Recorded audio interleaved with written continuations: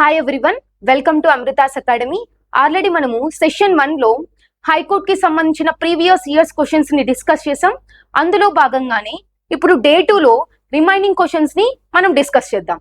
The Indian national Congress was founded by.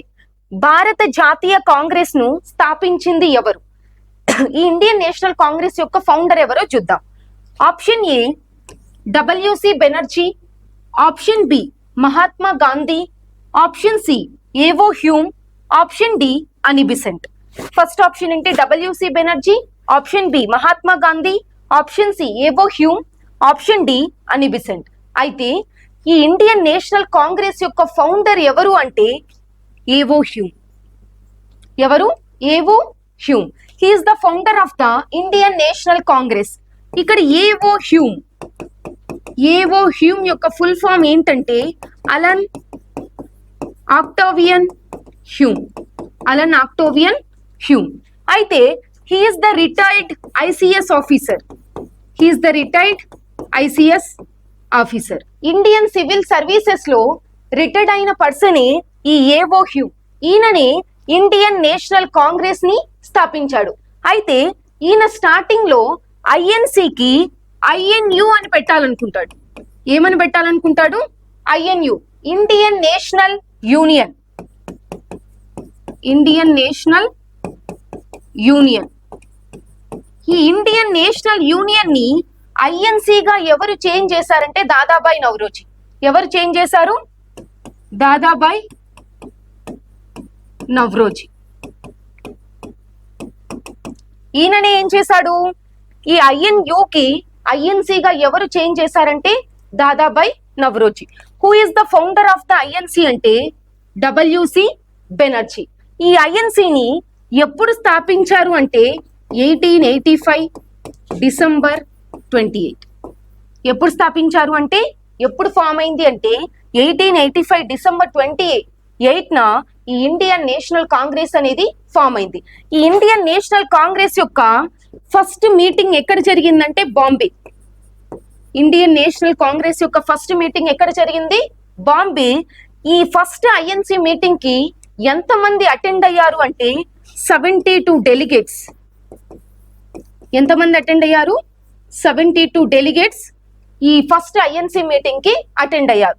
అయితే ఈ Indian national Congress అనేది ఫామ్ అయినప్పుడు గవర్నర్ జనరల్ ఎవరు అంటే లార్డ్ డఫ్రిన్. ఎవరు? Lord Dufferin. He is the Governor General during the formation of the Indian National Congress in 1885. 1885 లో INC form అయినప్పుడు lord Dufferin అనే ఆయన ఇండియాకి గవర్నర్ జనరల్ గా ఉన్నాడు. సెక్రటరీ ఆఫ్ స్టేట్ ఎవరు అంటే Lord cross. Secretary of state ఎవరు అంటే లార్డ్ క్రాస్. అయితే ఈ ఫస్ట్ ఐఎన్సి మీటింగ్ ఎక్కడ జరిగింది? బాంబేలో 72 డెలిగేట్స్ తో జరిగింది.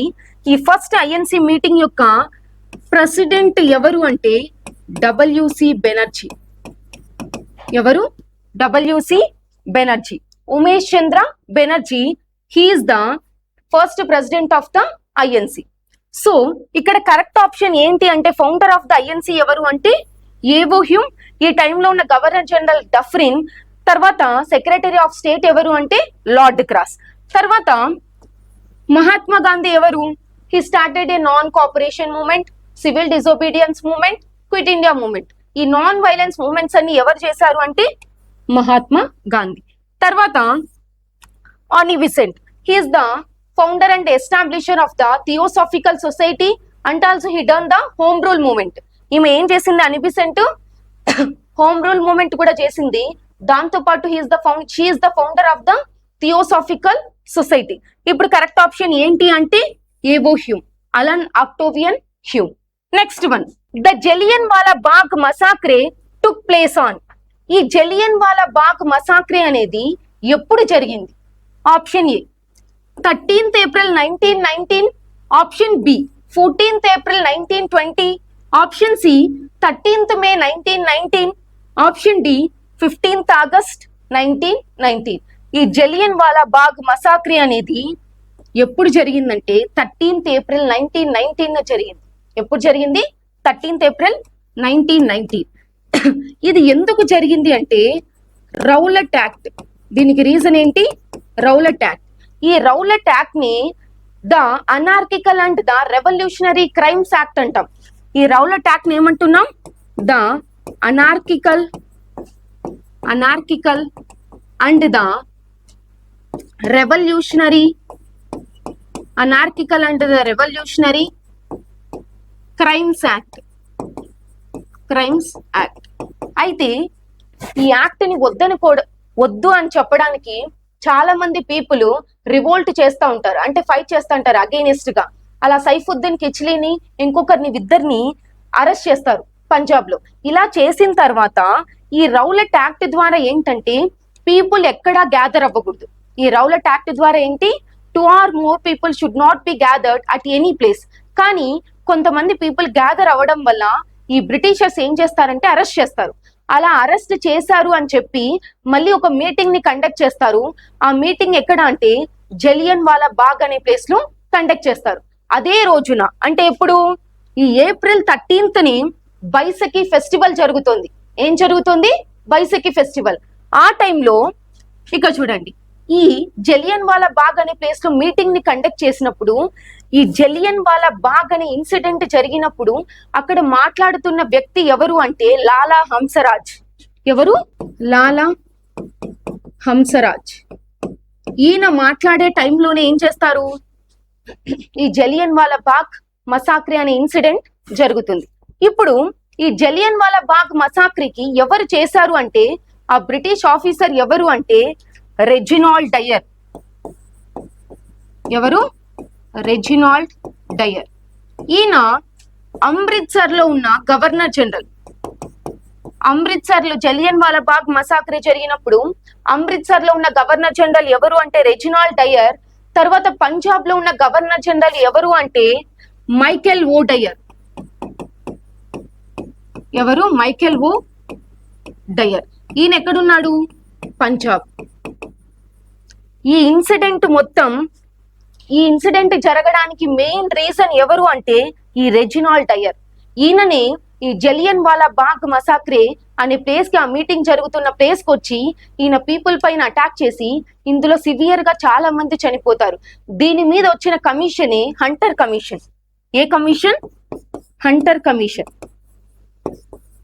ఈ కమిషన్ ద్వారా ఎంతమంది చనిపోయారు అని చెప్పి దీనిపైన ఇన్వెస్టిగేషన్ చేయడం కోసమే మన గాంధీ తర్వాత ఇంకొంతమంది ఐఎన్సి పీపుల్ ప్రెజర్ చేయడం వల్ల ఈ హంటర్ కమిషన్ ని ఎస్టాబ్లిష్ చేస్తారు.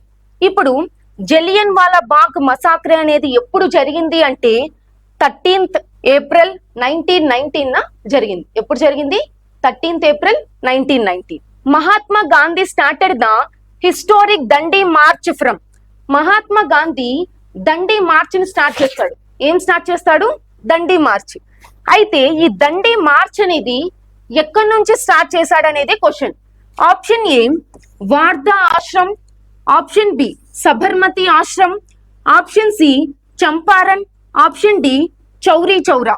ఇక్కడ చూడండి, ఈ మహాత్మా గాంధీ ఈ హిస్టారిక్ దండి మార్చిని ఎక్కడి నుంచి స్టార్ట్ చేస్తాడంటే ఫ్రమ్ సబర్మతి ఆశ్రమ్. ఎక్కడి నుంచి స్టార్ట్ చేస్తాడు? సబర్మతి ఆశ్రమ్ నుంచి దండి వరకు చేస్తాడు.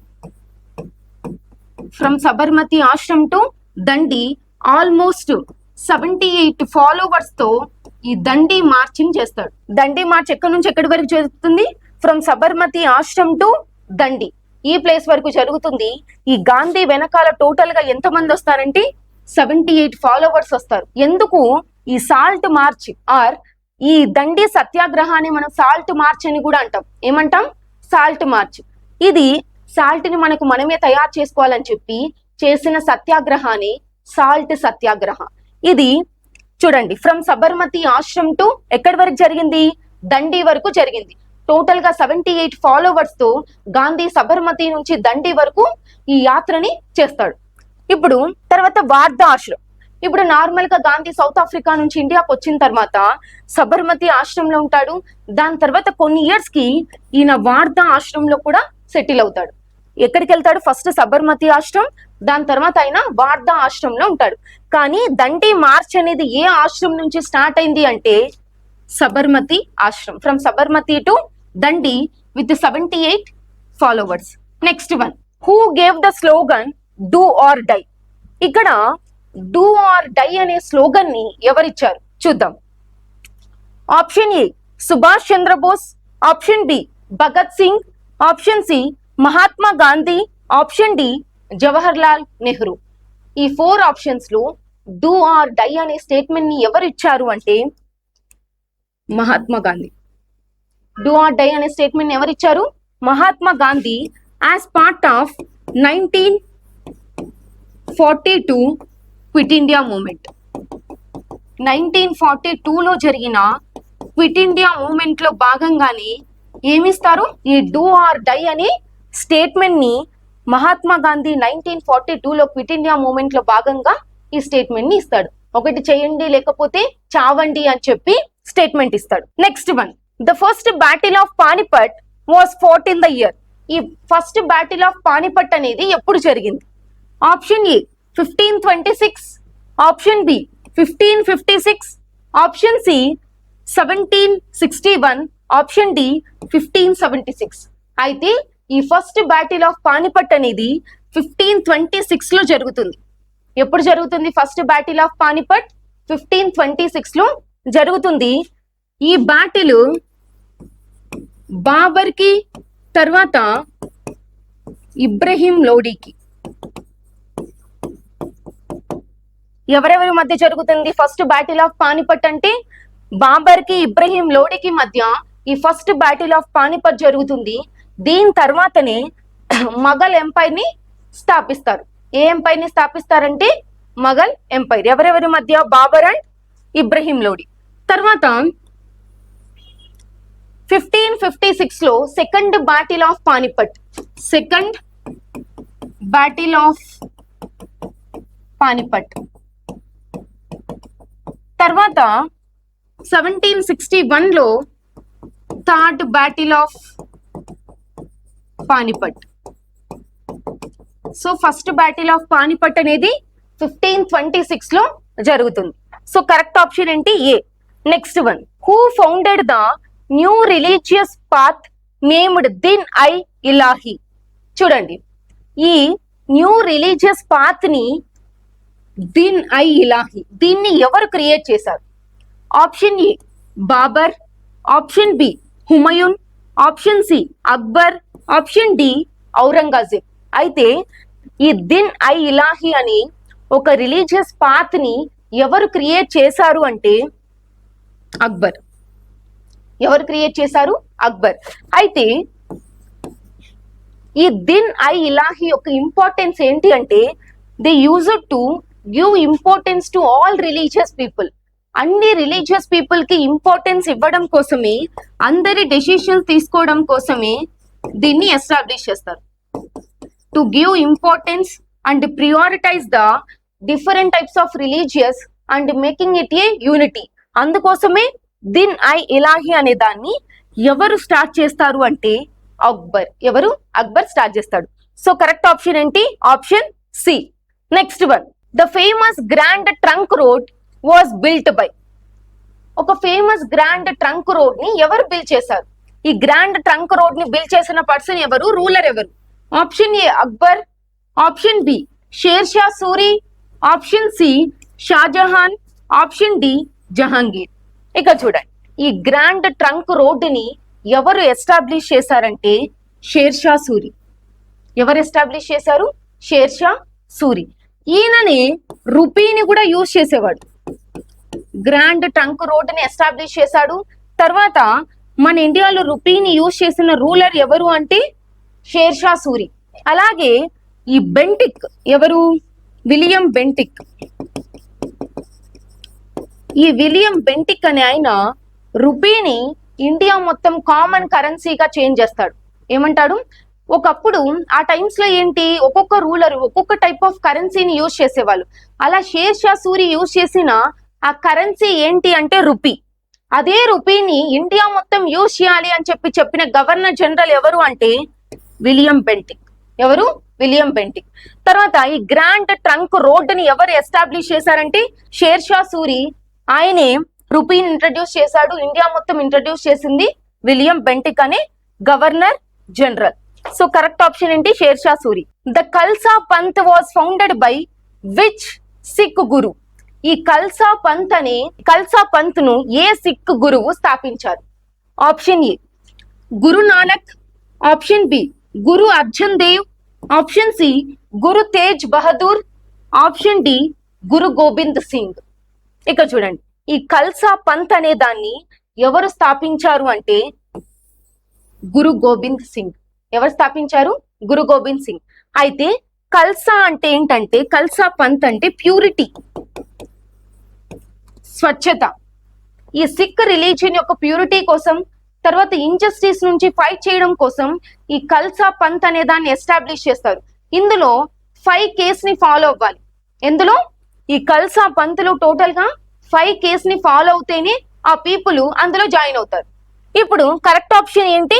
గురు గోబింద్ సింగ్. ఈ కల్సా పంత్ ని ఎవరు ఇంట్రడ్యూస్ చేశారంటే Guru Gobind Singh. Next one, the permanent settlement of Bengal was introduced by. ఈ పర్మనెంట్ సెటిల్మెంట్ యాక్ట్ ని ఎవరు తీసుకొని వచ్చారంటే option A lord Cornwallis, option B lord Wellesley, option C lord Hastings, option D lord Dalhousie.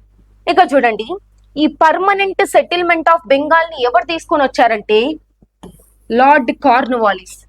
ఎవరు తీసుకొని వచ్చారు? Lord Cornwallis. ఇక్కడ పర్మనెంట్ సెటిల్మెంట్ ఆఫ్ బెంగాల్ అంటే ఏంటంటే ఒక ఫిక్స్డ్ రెవెన్యూని ఇంట్రడ్యూస్ చేస్తారు. ఏంటి? Fixed revenue. ఇప్పుడు పీజన్స్ ఎవరైతే ఉంటారో ఫార్మర్స్ ఆర్ పీజన్స్, వాళ్ళ దగ్గర నుంచి జమీందార్స్ ఏం చేస్తారు? ట్యాక్స్ ని కలెక్ట్ చేసుకుంటారు. ఆ ట్యాక్స్ ని ఎవరికి తీసుకెళ్లి ఇస్తారంటే బ్రిటిషర్స్ కి ఇస్తారు. ఎవరికి ఇస్తారు? బ్రిటిషర్స్ కి. అయితే ఈ జమీందార్స్ కి ఒక ఫిక్స్డ్ రెవెన్యూని బ్రిటిషర్స్ పెడతారు. ఆ ఫిక్స్డ్ రెవెన్యూని కంపల్సరీగా పీజన్స్ నుంచి కలెక్ట్ చేయాలి. దాన్ని ఎవరు తీసుకొని వచ్చారు? అలాంటి యాక్ట్ ని, పర్మనెంట్ రెవెన్యూ యాక్ట్ ని ఎవరు తీసుకొని వచ్చారంటే లార్డ్ కార్న్వాలిస్. ఎవరు తీసుకొని వచ్చారు? Lord Cornwallis. తర్వాత లార్డ్ వెలస్లీ, మనం ఆల్రెడీ చూస్తుంటాం. లార్డ్ వెలస్లీ ఏం ఇంట్రడ్యూస్ చేశాడంటే సబ్సిడియరీ అలయన్స్.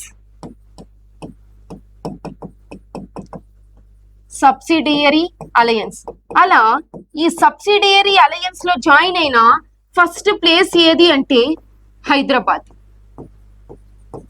ఫస్ట్ ప్లేస్ ఏది? హైదరాబాద్. ఇక్కడ ఏంటి? బ్రిటిషర్స్ హైదరాబాద్ కి ఆర్మీని ప్రొవైడ్ చేస్తారు. ఆ ఎంటైర్ శాలరీస్ ని ఎవరు పే చేయాలంటే హైదరాబాద్ యొక్క రూలర్ పే చేయాలి. అలా ఫస్ట్ టైం ఇండియాలో సబ్సిడియరీ అలయన్స్ లో జాయిన్ అయిన ప్లేస్ ఏది అంటే హైదరాబాద్. తర్వాత నార్త్ ఇండియాలో ఏది అంటే Awadh. So next one, Lord Hastings. చూడండి, ఎవరు లార్డ్ హేస్టింగ్స్? ఈయననే వారెన్ హేస్టింగ్స్ అని కూడా అంటాం. He's the longest served governor general of India. తర్వాత లార్డ్ డల్హౌసీ. ఈ లార్డ్ డల్హౌసీ ఏం చేస్తాడు? Introduced the doctrine of lapse. Lord Dalhousie ఏం చేస్తాడు? డాక్ట్రిన్ ఆఫ్ ల్యాబ్స్ ని ఇంట్రడ్యూస్ చేస్తాడు. ఇలా ఈ డాక్ట్రిన్ ఆఫ్ ల్యాబ్స్ అనే పేరుతోనే సతారా అనే ప్లేస్ ని డల్హౌసీ ఆక్యుపై చేసుకుంటాడు. ఫస్ట్ ఆక్యుపై చేసిన ప్లేస్ సతారా, దాని తర్వాత ఇంకా చాలా ప్లేసెస్ ని డల్హౌసీ ఆక్యుపై చేసుకుంటాడు. ఇది ఇక్కడ చూడండి, ఈ permanent settlement of Bengal was introduced by lord Cornwallis. ఈ లార్డ్ కార్న్వాలిస్ ఈ బెంగాల్ పర్మనెంట్ సెటిల్మెంట్ ని ఎక్కడ ఇంట్రడ్యూస్ చేశాడంటే బెంగాల్, బీహార్, ఒడిస్సా, ఈ 3 ప్లేసెస్ లో కూడా దీన్ని ఇంట్రడ్యూస్ చేస్తాడు. ఎవరు అంటే lord Cornwallis. Next one, the practice of sati was legally abolished in the year. సతీని ఏ ఇయర్ లో కంప్లీట్ గా బ్యాన్ చేశారు? 1829, 1833, 1856, 1813.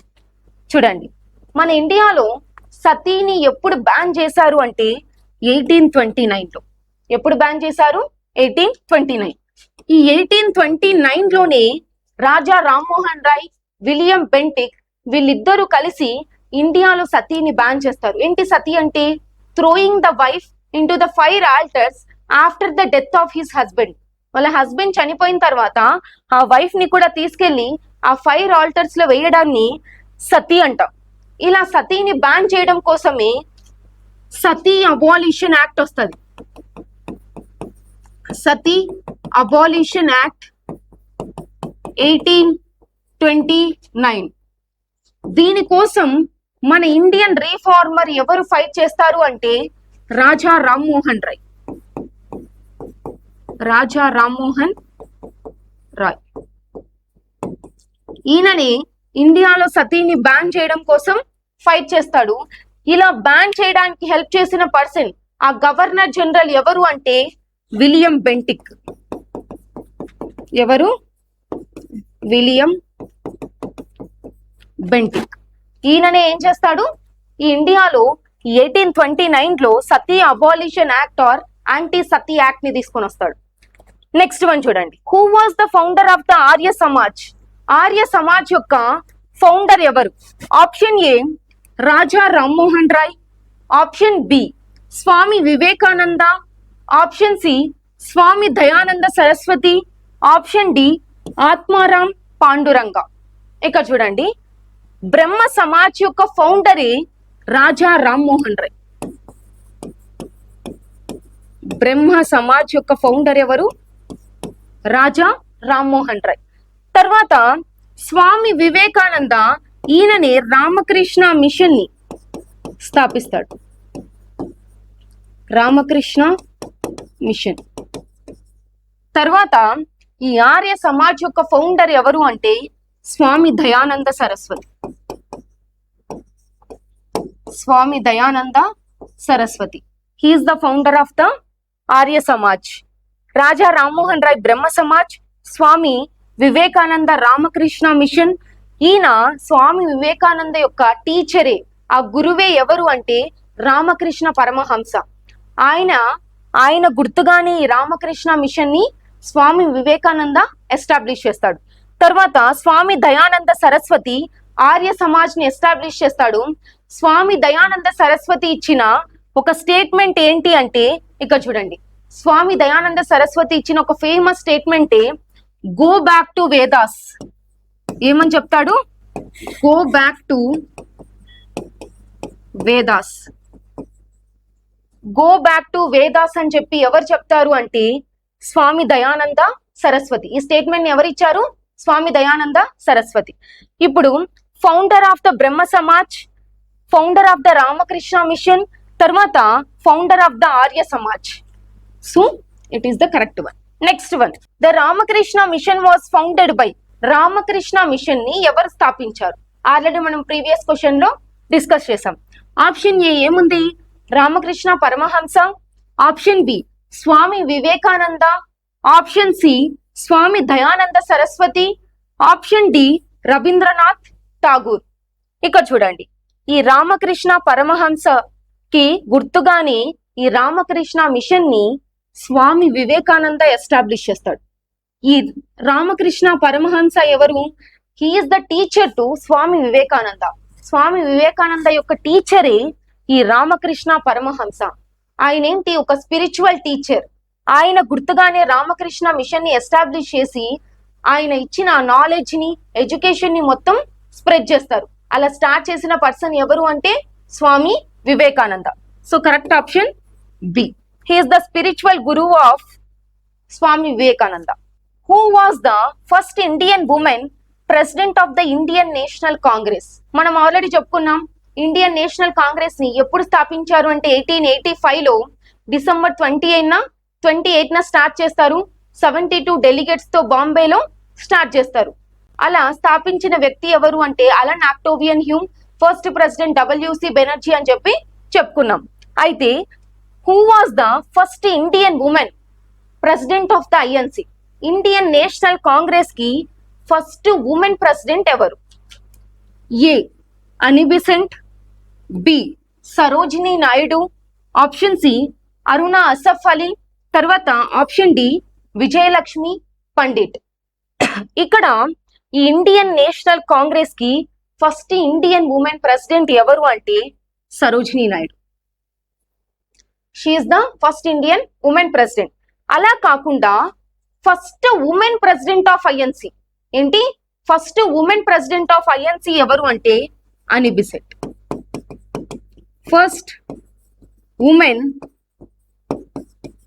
President of INC. First women president of INC ఎవరు అంటే Annie Besant. First Indian women president ఎవరు అంటే సరోజినీ నాయుడు. ఈ Annie Besant she is the founder of the theosophical society. Theosophical society. అలాగే ఇండియాలో హోమ్ రూల్ లీగ్ మూవ్మెంట్ ని ఎవరు చేస్తారు? హోమ్ రూల్ లీగ్ మూవ్మెంట్ ఎవరు చేస్తారు అంటే అని బెసెంట్. సో ఇక్కడ first Indian women president of INC అంటే Sarojini Naidu. Next one, the Bhoodan movement was started by. ఈ భూదాన్ మూవ్మెంట్ అనేది ఎవరు స్టార్ట్ చేశారు? Option A Mahatma Gandhi, option B Jayaprakash Narayan, option C Acharya Vinoba Bhave, option D Ram Manohar Lohia. Ram Manohar Lohia.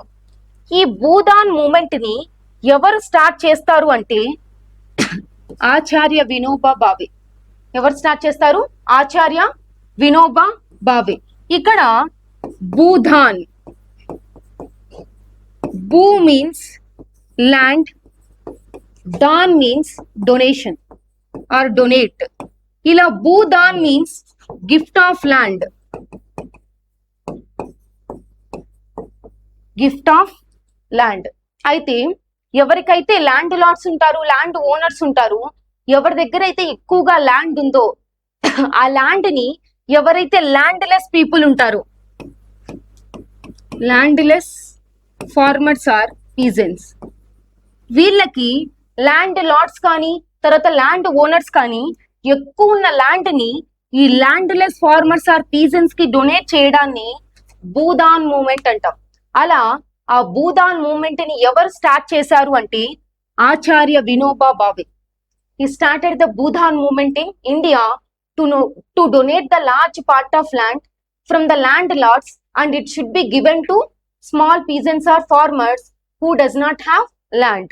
Next one, Swaraj is my birthright and I shall have it. Who said this? ఇక్కడ స్వరాజ్ అనేది ఏంటంట? స్వరాజ్యం నా జన్మ హక్కు, దాన్ని నేను సాధించి తీరుతాను. ఈ స్టేట్మెంట్ ని ఎవరిచ్చారు? ఈ కోట్ ని ఎవరిచ్చారు చూద్దాం.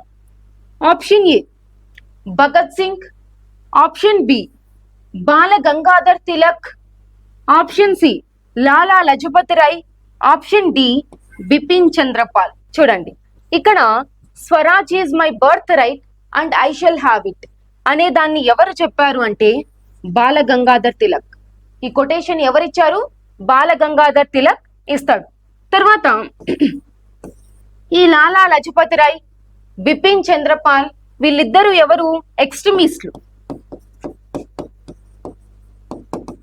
మితవాదులు.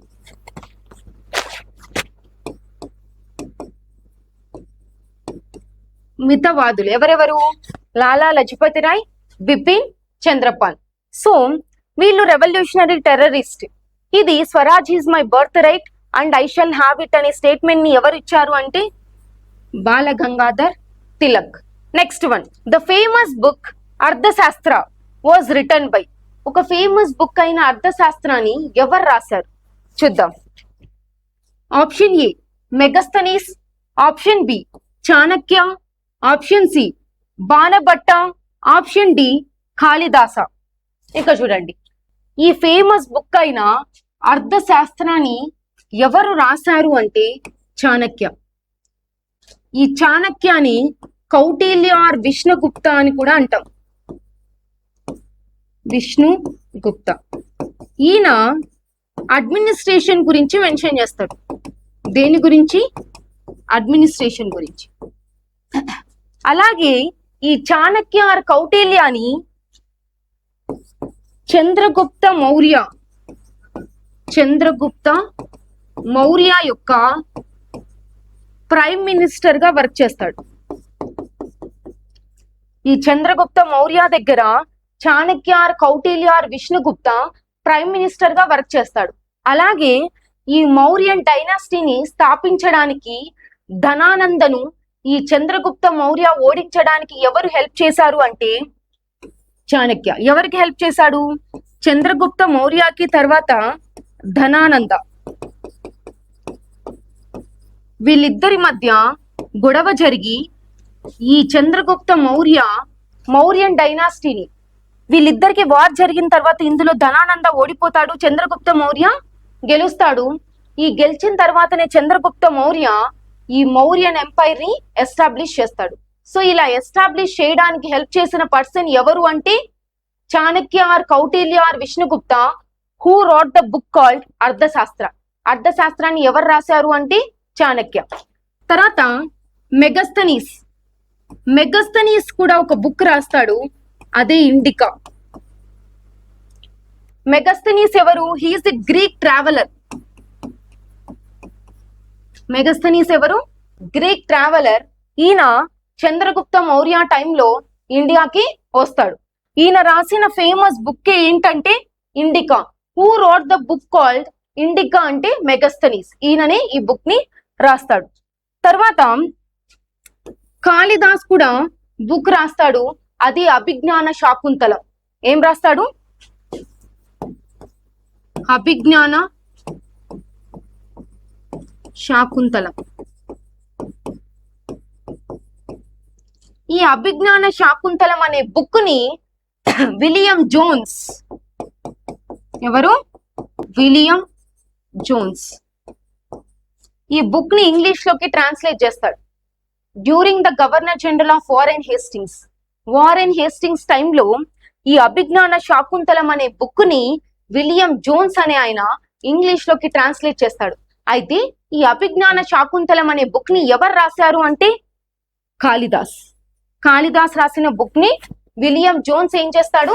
ఇంగ్లీష్ లోకి ట్రాన్స్లేట్ చేసి ఇంకొక నేమ్ ని పెడతాడు. సో ఇక్కడ famous book Arthashastra was written by ఎవరు రాశారు? Chanakya or Kautilya. Next one, the Chinese traveller Hiuen Tsang visited India during the reign of. ఈ హ్యూయాన్ సాంగ్ అని ఒక చైనీస్ ట్రావెలర్, ఇందాక మనం చెప్పుకున్నాం మెగస్తనీస్ అని. అలా హ్యూయాన్ సాంగ్ ఇండియాకి ఎవరి టైంలో వచ్చాడు? Option A Chandragupta 2, option B Harshavardhana, option C Ashoka, option D Samudragupta. ఈ హ్యూయాన్ సాంగ్ అని చైనీస్ ట్రావెలర్ ఎవరి టైంలో ఇండియాకి వచ్చాడు అంటే హర్షవర్ధన. ఈయన టైంలోనే ఇండియాకి వస్తాడు. Founder of the Mauryan empire అంటే చంద్రగుప్త మౌర్య. సో హర్షవర్ధన టైంలో ఈ హ్యూయాన్ సాంగ్ అనే చైనీస్ ట్రావెలర్ ఇండియాకి విజిట్ చేస్తాడు. నెక్స్ట్ వన్, ఇక్కడ చూడండి, ఈ సముద్రగుప్తాని నెపోలియన్ ఆఫ్ ఇండియా అంటాం. సముద్రగుప్తాని ఏమంటాం? Samudragupta is called the Napoleon of India. ఇక్కడ చూడండి, answer Harshavardhana. Next one, who was the founder of the Gupta dynasty? Gupta dynasty యొక్క ఫౌండర్ ఎవరు? Option A Chandragupta 1, option B Samudragupta, option C Srigupta, option D Kumaragupta. ఇప్పుడు మనం మౌర్యన్ ఎంపైర్ యొక్క ఫౌండర్ ఎవరు అంటే చంద్రగుప్త మౌర్య అంటున్నాం. మరి గుప్తా డైనాసిటీ యొక్క ఫౌండర్ ఎవరు అంటే శ్రీగుప్త. ఎవరు? శ్రీగుప్త. ఈయననే గుప్తా డైనాసిటీ యొక్క founder and the ruler. So correct option ఏంటి? Srigupta. Next one, who was the first ruler of the Delhi sultanate? ఈ ఢిల్లీ సుల్తానేట్ కి ఫస్ట్ రూలర్ ఎవరు? Option A Iltutmish, option B Qutbuddin Aibak, option C Alauddin Khilji, option D Balban. Total గా 4 రూలర్స్ ఇచ్చారు. అయితే Delhi sultanates లో total గా 5 dynasties ఉంటాయి. టోటల్ గా ఎన్ని డైనాసిటీస్ ఉంటాయి? 5 డైనాసిటీస్. అయితే ఇందులో ఈ ఢిల్లీ సుల్తానేట్ యొక్క ఫౌండర్ ఎవరు అంటే కుతుబుద్దీన్ ఐబక్. ఎవరు? ఈ ఢిల్లీ సుల్తానేట్ ని ఎవరు స్థాపించారు అంటే కుతుబుద్దీన్ ఐబక్. తర్వాత ఈ కుతుబుద్దీన్ ఐబక్ యొక్క సన్ ఇన్ లానే ఇల్టుమిష్. ఎవరు? ఇల్టుమిష్. సో కరెక్ట్ ఆప్షన్ ఏంటి? Qutbuddin Aibak. Razia Sultana belong to which dynasty of the Delhi sultanate? Razia Sultana ఏ డైనాసిటీకి సంబంధించింది? ఇప్పుడు ఢిల్లీ సుల్తాన్స్ లో టోటల్ గా 5 డైనాసిటీస్ ఉన్నాయి. టోటల్ గా ఎన్ని డైనాసిటీస్ ఉన్నాయి? 5. అందులో ఈ రజియా సుల్తానా ఏ డైనాసిటీకి సంబంధించిన రూలరు అని చెప్పి అడుగుతున్నారు. Option A Khilji dynasty, option B Tughlaq dynasty, option C slave or Mamluk dynasty, option D Lodi dynasty. అయితే ఈ రజియా సుల్తానా ఏ డైనాసిటీకి సంబంధించిన ఆమె అంటే slave or Mamluk dynasty. She belongs to which dynasty in Delhi sultanate అంటే slave or Mamluk dynasty. Option C. ఈ ఖిల్జీ డైనాసిటీ ఉంది, తుగ్లక్ డైనాసిటీ ఉంది, లోడీ డైనాసిటీ ఉంది. సో కరెక్ట్ ఆప్షన్ ఏంటి అంటే slave or Mamluk dynasty. So ఇవి హైకోర్ట్ కి సంబంధించిన మోస్ట్ రిపీటెడ్ క్వశ్చన్స్. ఇవేంటి పార్ట్ 2లో ఉన్న మోస్ట్ ఇంపార్టెంట్ 20 క్వశ్చన్స్. నెక్స్ట్ డేలో నెక్స్ట్ ఇంపార్టెంట్ క్వశ్చన్స్ ని, ప్రీవియస్ ఇయర్స్ ఇంపార్టెంట్ క్వశ్చన్స్ ని నెక్స్ట్ సెషన్ లో డిస్కస్ చేద్దాం. Thank you.